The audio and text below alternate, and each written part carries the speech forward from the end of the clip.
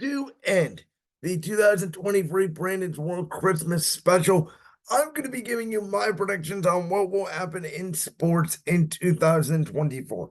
No, this will not be who I think will win the Super Bowl. It will not be who I think will win the NBA Finals. It will not be who I think will win the World Series. I'm going to give you bigger picture items of what will happen in the NFL, in the NBA, in Major League Baseball, in college football, in college basketball. Some of the bigger storylines, and in wrestling as well, by the way, some of the bigger storylines that we will be talking about at this time next year when I hand out, my NFL award, my WWE Slammy awards, when we do these interviews that I've done with Michael Reiner, with Jalen Sandvik. So without further ado, we're going to start it off in the NFL, where I believe next year, Bill Belichick will be the head coach of the Los Angeles Chargers. Now, at the time of this recording, yesterday, after that beatdown the Chargers received from the Las Vegas Raiders on Thursday Night Football, Brandon Staley was relieved of his duties. Should have happened a long time ago, as more NFL fans know than not. However, with that being said, Bill Belichick now reportedly is going to be removed out of his position of power in New England. I've said I think New England needs to move on from the Belichick coaching tree. I think they need to get a completely new coach in there. There's some thought of, in that building, that culture, you cannot change it up that quickly. I really think Tom Brady was more the Patriot way than that culture. I think they need an offensive coach from outside of the organization to come in and just do a complete reset with the franchise. And for Belichick, to me, the Chargers would make perfect sense. Great quarterback in Justin Herbert, great running back in Austin Ekeler, two great weapons in Keenan Allen and Mike Williams. He would not essentially have to worry about the offense side of the ball. And who knows, if Kellen Moore doesn't get a head coaching job, he may be back there as the Chargers OC. Defensively, you have two great pass rushers, Joey Bosa, Khalil Mack, a great safety in Derwin James, a great corner in Asante Samuel Jr. Belichick obviously coached his father. That's an NFL-made roster, and yes, you're in a division with Patrick Mahomes. You're in a division with Sean Payton. You're in a division with Vegas, which we'll see what they're going to do at the quarterback position. But that is a team that has a lot of talent to win a lot of games. The Chargers have not gotten over the hump. Justin Herbert maybe needs a coach like Belichick the way Tom Brady needed a coach like Belichick. It looks like a perfect fit to me. Now, you all know how for the last 2 years on Brand's World, I have been very critical of defensive-minded head coaches. I just talked about one in Belichick, who doesn't seem to understand the urgency of the quarterback position and offense in today's NFL. Same thing can be said about Mike Tomlin in Pittsburgh. Sean McDermott in Buffalo, even though he has a great quarterback in Josh Allen, they have not been able to fix the offensive line since he's been there. However, outside of Lions offensive coordinator Ben Johnson, I do not see a ton of great offensive assistants available. I think that there are good defensive coaches. Wesley Frazier make it back in the cycle. Lou Anarumo, Dan Quinn, excuse me. And so with that logic in mind, I do believe that more defensive coaches will be hired this offseason than offensive-minded head coaches. My next prediction in the NFL, the brotherly shove will not be banned, but the hip drop tackle will be. The NFL has talked about this hip drop tackle, saying that there's a ton of injuries. They're going to find a way to alternate it. I do not think that they're going to ban the brotherly shove because I think the NFL is realizing that with Jalen Hurts and with Jason Kelce, the Philadelphia Eagles, the way they run it is different than any other team in the league. Who knows? They may ban the fact that, you may not be allowed to push the quarterback from behind, but I don't think they're going to flat out ban the formation. My next prediction will be that this upcoming NFL draft will be the most watched NFL draft ever. We know that this year coming out of college, we have 6 potential first-round quarterbacks. Caleb Williams, Drake May, Michael Penix, Bo Nix, J.J. McCarthy, Jaden McDaniels, along with studs like Marvin Harrison Jr. It's also a great left tackle draft Listen, we know that college is being more integrated in the NFL game. We know it's a quarterback-driven game. I think with the anticipation of this NFL draft, especially with what will the Chicago Bears do? What will the Arizona Cardinals do? What will the New England Patriots do? I think this draft will be the most watched NFL draft ever because it's one of the most loaded NFL draft classes we've ever had. For next year at this time, I believe we will be talking about the New York Giants having the number one pick in the 2025 NFL draft. I've gone around this league and I've looked at the teams. Obviously, I don't think New England is going to be that bad to get the number one pick. I think they're going to get an offensive coach. I think they're going to win more games. And even if Belichick does stay, they're not going to be as bad as what they were this year. The Jets are obviously going to bring back Aaron Rodgers. You know, Vegas, I think that they will win more games. Again, I think they will get an offensive coach. I think they will turn it around. You know, Tennessee, they're not going to, bottom out with Mike Vrabel. I think those are your candidates in the AFC. And in the NFC, again, I think the Commanders with new ownership are going to get an offensive coach. They're going to focus more to the offensive side of the ball. Arizona is just going to win more games with Kyler Murray than they're not, considering the fact that they look like that they're going to keep them. And then in the NFC South, I do think Bryce Young, again, a lot like Trevor Lawrence in Jacksonville, they're going to redo the roster. They're going to spend a lot of money on the offensive side of the ball, where the Giants, I just do not see with quarterbacks Daniel Jones and Tommy DeVito, and they do not have a ton of talent. I think that they could be the worst team in the league, especially if Daniel Jones comes back next year and is their starter. I think that they, are winning a lot of these lucky games with Tommy DeVito. They're playing really good defense here towards the end of the year. I think the Giants have a really low ceiling. They need to go and get a franchise quarterback, and I think they're the team to look out for who could have the number one pick potentially at this time next year. I believe that Marvin Harrison will win the offensive rookie of the year because no matter where Caleb Williams goes, he could struggle as a rookie. Drake May could struggle as a rookie.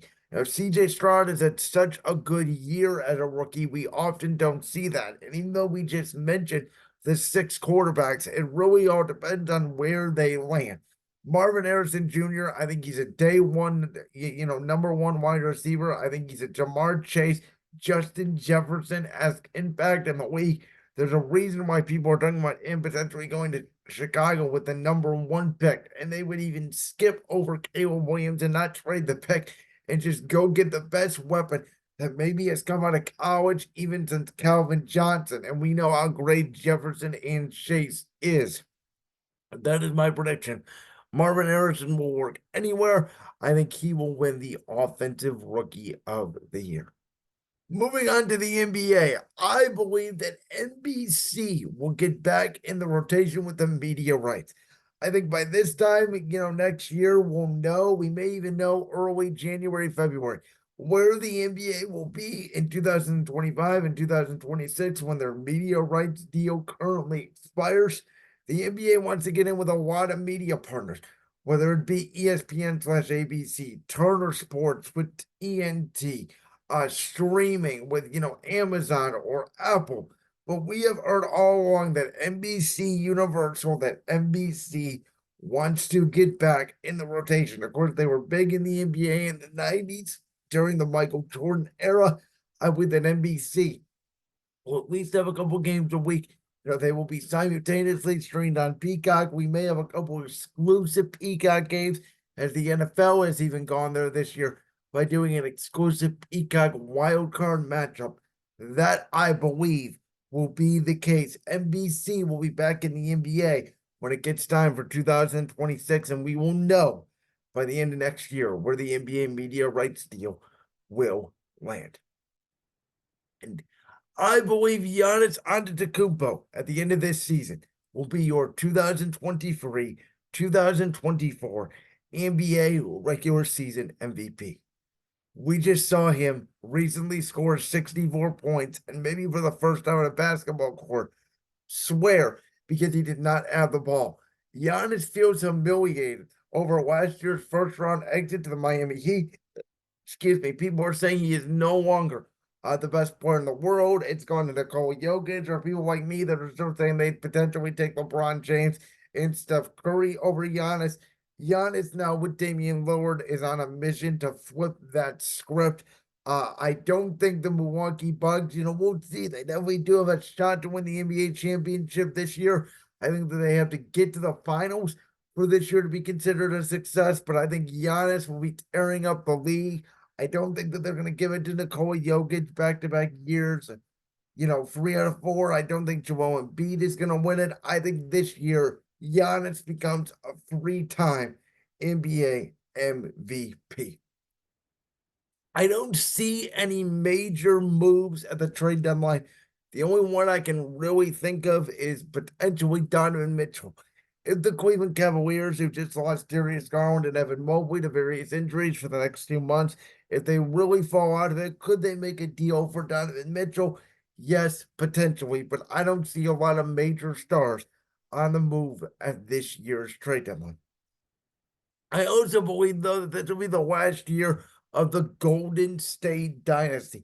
We see it falling apart. We see Draymond Green being suspended indefinitely. We see Klay Thompson is basically a shell of himself.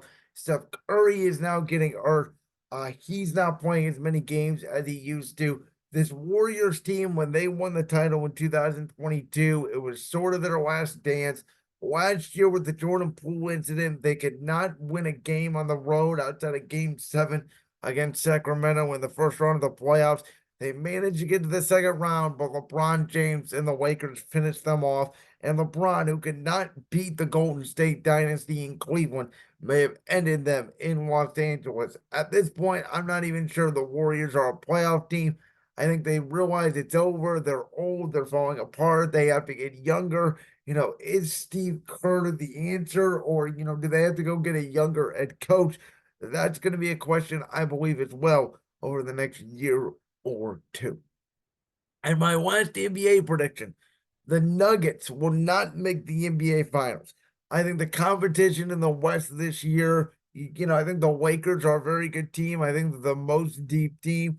Look out for Phoenix, too, if they're all healthy. Obviously, Kevin Durant, Bradley Beal, Devin Booker, Luka Doncic and the Dallas Mavericks, and obviously Minnesota is being the Sacramento of this year. Sacramento is still in there.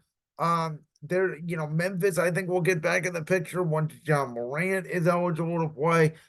There's just a ton of good teams in the West, and the NBA has never been more balanced. And even though in the NBA historically, it is the easiest sport to go back to back, to make back to back finals, and to win back to back championships.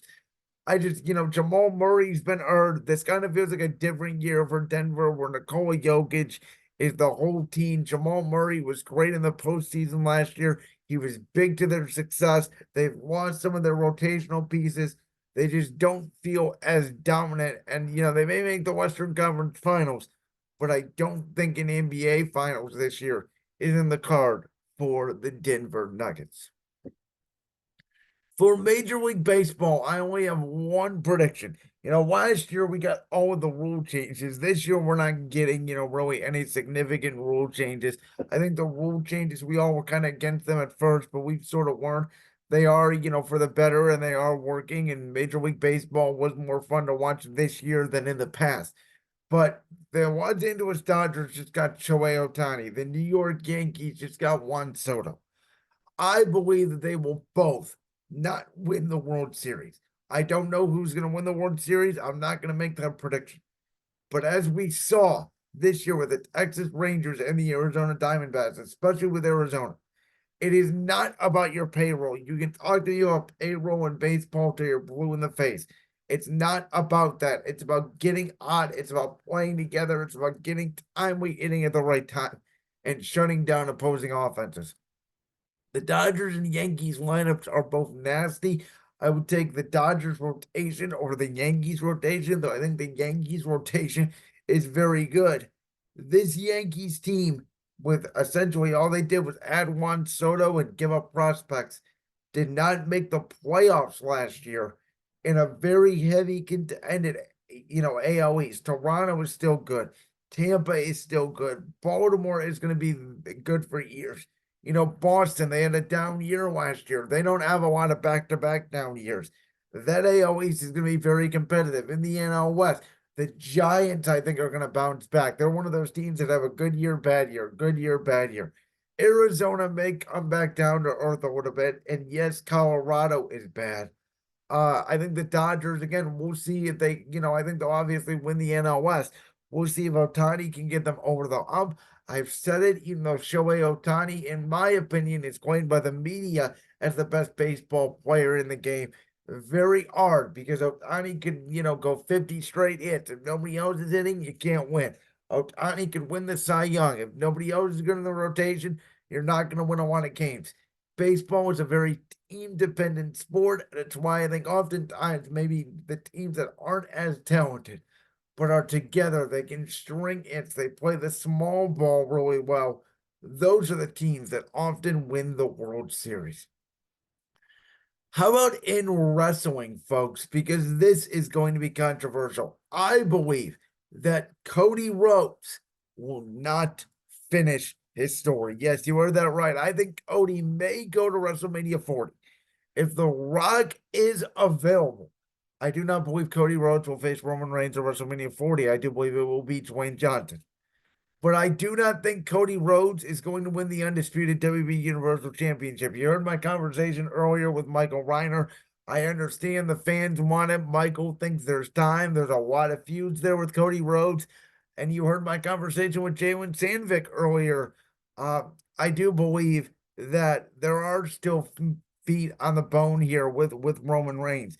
AJ Styles, Sheamus, another match with LA Knight, a guy like Braun Breaker, CM Punk, obviously. I think there are still feuds there for Roman Reigns to have. I'm not ready to give up on this undisputed championship reign for Roman Reigns. And as Michael Reiner would say, the money is in the chase. And I think Cody Rhodes winning the undisputed championship, it's not his time. Roman Reigns is not going away. It's not time yet for Cody Rhodes to take over the company. As I said earlier in my Slammy Awards, the whole sun in WWE. Seth Rollins, Jey Uso, Sami Zayn, Kevin Owens, LA Knight. Yeah, Randy Orton, all these hot baby faces. The sun still revolves around the tribal chief. I believe CM Punk will win the World Heavyweight Championship at WrestleMania 40 against Seth Rollins. Overall, as a company, I believe WWE will continue the upward trend. They are so hot right now. Again, a lot of it is because of the characters and the roster development and the time they are spending on storylines, not rushing into things, giving you to care about weekly. Signs are back, crowds are loud, fan investment. It has never felt this good to be a WWE fan in about 2 decades. And I believe the upward trend for the company will continue in 2024. I think one of the breakout candidates for next year, outside of Santos Escobar, who I think his feud with Rey Mysterio will make him a dastardly heel. But I'm going to go with Grayson Waller. I think the kid has tremendous ego. I think he's just, for lack of a better term, a dick in real life. He gets a lot of boos, more boos than Theory. I think it's the reason why they put him and Theory together, to try to get some rub from Waller on a Theory, because basically Grayson Waller is what Austin Theory should be. Grayson Waller reminds me of the new Miz. I think he's a special talent. I think he'll continue to get more boos and break out as a heel in 2024. I believe that LA Knight, will be crowned a champion in 2024, whether it's the United States champion with Logan Paul, whether it's the Intercontinental Championship with Gunther. I think LA Knight, will win his first singles championship in 2024. Speaking of 2024, I think WrestleMania 40 will be an all-time event. Rhea Ripley, Becky Lynch, potentially Roman Cody 2, or Roman versus The Rock, CM Punk versus Seth Rollins, LA Knight versus Logan Paul, Ray versus Dominic 2, or a form of Ray and Santos Escobar, or something with the LWO. Jey Uso versus Jimmy Uso. Those are just some of the matches that I can already see coming down the pipeline. Maybe Gunther and Brock Lesnar as well. I think for the first time in a long time, WWE has had a plan in mind for WrestleMania 40. You can see it ever since the days of WrestleMania 39. Obviously, back in the day, before Vince McMahon lost his mind, they used to plan out all of these WrestleManias months in advance. You're seeing it again in WWE, and I think WrestleMania 40, a milestone WrestleMania, in a great wrestling city, Philadelphia, Pennsylvania, Lincoln Financial Field, the home of the Philadelphia Eagles, will be an all-time event. I think premium live events will continue to be strong, whether Roman Reigns is on them or not. I talked about it a little bit earlier in the show today, with the Slammy Awards, the international crowds, WWE going to Australia, going to Berlin, going to Brazil. I think they're just going to, and France. I think they're just going to have a stronger year with premium live events than even what it was in 2023. And my last prediction will be that the new TV deals that WWE will get for Monday Night Raw, Friday Night SmackDown, and NXT will change the industry. And I'm mostly obviously talking about Raw because there have been rumors out there that Warner Brothers, who of course hosts AEW Dynamite, AEW Collision, AEW Rampage, is now interested in Monday Night Raw.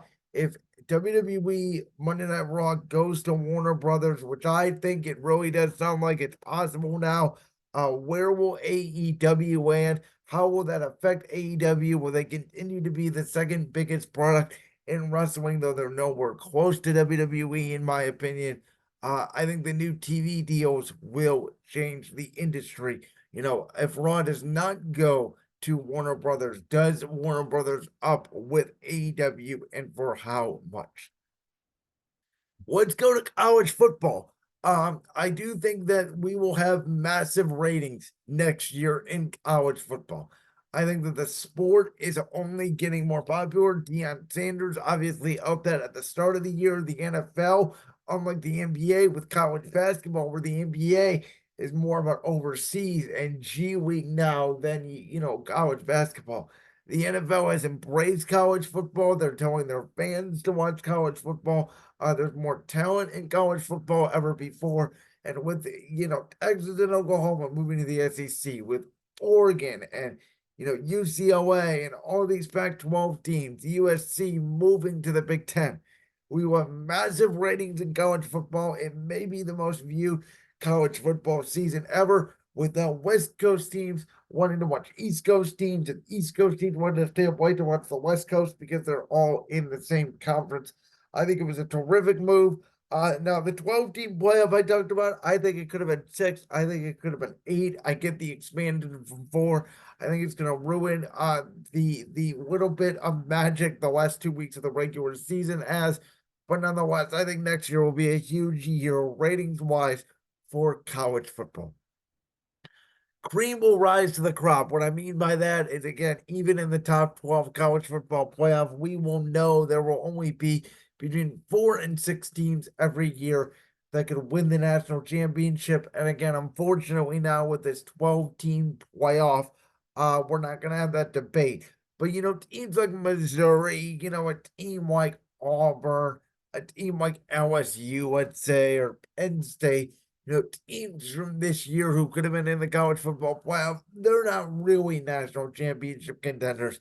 Even Florida State, without Jordan Travis, as I've said multiple times, is not really a college football playoff contender. We know basically, Georgia, Michigan, Oregon, Washington, Texas, Alabama, those are your 6 teams that could win the college football playoff. And again, this year, only 4 could make it. I think that this year, this coming up this January, Jim Harbaugh will not only stay in Michigan, but Michigan will win the national championship. Jim Harbaugh will get an extension. The NFL talk will simmer down as Jim Harbaugh in Michigan will win another national championship, and Harbaugh finally puts his stamp on the University of Michigan program.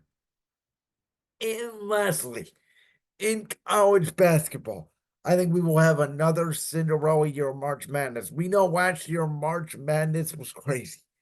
I think this year we could have another year where it's upsets galore and there's 10 seeds and 12 seeds in the Final Four. And I think it will be the new normal going forward in the Cinderella March Madness tournament, which I think, we all talk about one Cinderella team. I think there could be five or six. We may have to rename the NCAA tournament the Cinderella tournament. And the reason is because, like I stated just a tiny bit earlier, the NBA now has embraced the G League. They've embraced overseas. We're getting more stars like Victor Wembanyama, Giannis Antetokounmpo, Nikola Jokic. They are all not from the United States. The NBA, Luka Doncic as well. The NBA has really embraced sort of the globalness of the game. With that in mind, college basketball has hurt. There's not a ton of stars, and with the NBA's G League, a lot of the great players in the league are figuring out, hey, we can go to the NBA early, get paid more than even NIL money, and get professional experience. Which is why some of these top draft picks are coming from the G League. So there's not as much talent in college basketball. It's a lot of mid first round to second round picks, which means the teams are more even. And in a one game elimination tournament, when teams are more even, you're going to get more upsets.